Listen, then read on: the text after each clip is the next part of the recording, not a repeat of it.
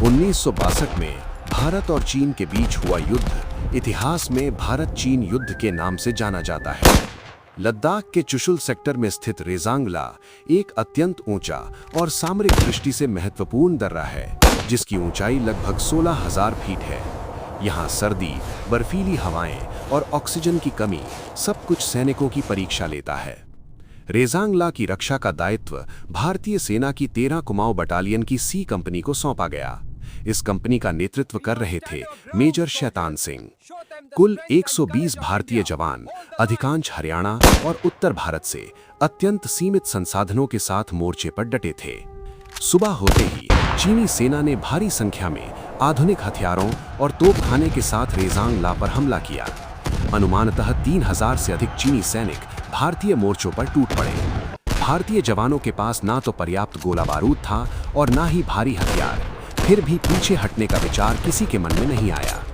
कड़ाके की ठंड और दुश्मन की लगातार गोलाबारी के बीच भारतीय जवान एक एक करके लड़ते रहे। जब गोलियां खत्म हुईं, तब भी उन्होंने संगीनों, बंदूकों के कुंदों और हाथों से मुकाबला किया। मेजर शैतान सिंह गंभीर रूप से घायल होने के बावजूद मोर्चा छोड़ने को तैयार नहीं हुए। वे एक एक पोस्ट पर जाकर जवानों का हौसला बढ़ाते रहे।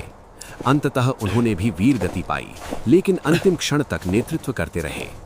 इस भीषण युद्ध में 120 में से 114 भारतीय जवान शहीद हुए। कोई भी भारतीय सैनिक जीवित पकड़ा नहीं गया। ये रेजांगला की लड़ाई की सबसे गौरवपूर्ण सच्चाई है।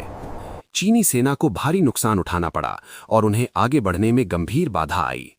इस अद्वितीय वीरता के लिए मेजर शैतान सिंह को मरणोपरांत परमवीर चक्र से सम्मानित किया गया, जो भारत का सर्वोच्च सैन्य सम्मान है।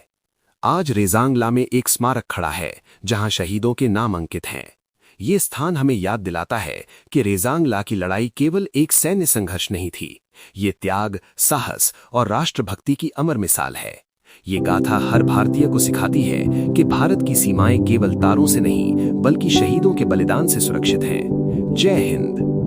Please like and subscribe.